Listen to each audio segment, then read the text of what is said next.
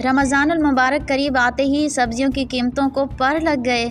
بھنڈی، لوکی، توری، پیاز، لہسن، پالک، ٹماٹر سمیت تمام سبزیوں کی قیمتوں کی اونچی اڑان جاری۔ پرائس کنٹرول کمیٹی غیر فعال ہو گئی۔ غریب دہاڑی دار منافع خوروں کے رحم و کرم پر انتظامیہ خواب خرگوش میں مصروف ہے۔ مزید جانتے ہیں طارق پنور کے اس رپورٹ میں۔ جی بالکل ساتھیہ، میرپور خاص میں مڈل کلاس اور دہاڑی دار طبقہ سبزی خریدنے کی قوت سے محروم ہو گیا ہے۔ سبزی کی قیمتوں کو پر لگ چکے ہیں۔ انتظامیہ کی پرسرار خاموش اور پرائس کنٹرول کمیٹی کی غیر فعال ہونے کی سبب منافع خور سرگرم جبکہ دہاڑی دار طبقہ دو وقت کی کھانے سے محروم نظر آتا ہے۔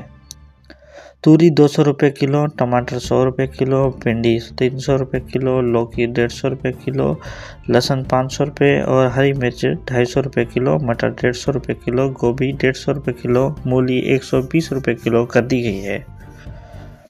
من ماننا اضافے سے شہری پریشان ہیں۔ شہر بھر کی سبزی مارکیٹوں میں اضافہ اور منافع خور سرگرم ہے جبکہ انتظامیہ نے انہیں کھلی چھوٹ دے کر انہیں آنکھیں بند کر لی ہیں۔